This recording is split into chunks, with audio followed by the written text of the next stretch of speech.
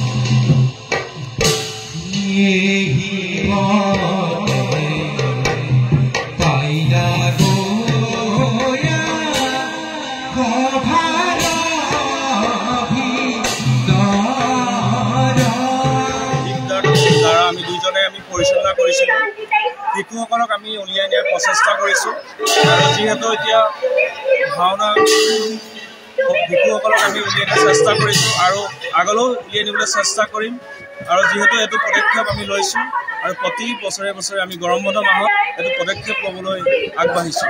হয়, এই ফুলবাৰী অঞ্চলটো অতি পিছপৰা অঞ্চল। এই অঞ্চলৰ পৰাও যে আপোনালোকে কমেও 30-35 জন ছাত্ৰ ছাত্ৰীক ইয়াৰ পৰা উলিয়াই নিছে, এই ক্ষেত্ৰত আপোনালোকৰ আগলৈ পদক্ষেপ আৰু ভৱিষ্যতৰ আপোনালোকৰ পৰিকল্পনা কি? আমাৰ পৰিকল্পনা আছে, এইবাৰ যিহেতু আমি কোবালেশ্বৰ উপাখ্যান উজান নৃত্য বদনাম নাটভাগ আমি কণ মইনামণিসকলক আমি উলিয়াই নিছিলোঁ। এই নাটভাগত 30 জন আছে। আমি অহা বছৰে আমি প্ৰচেষ্টা লৈছোঁ হাতত কমেও 100-150 ল'ৰা ছোৱালীক আমি শিকাবলৈ আমি প্ৰচেষ্টা লৈছোঁ আৰু যিমানটো পাৰোঁ ভগৱানে আশীৰ্বাদ কৰক, সকলোৱে আশীৰ্বাদ কৰিব।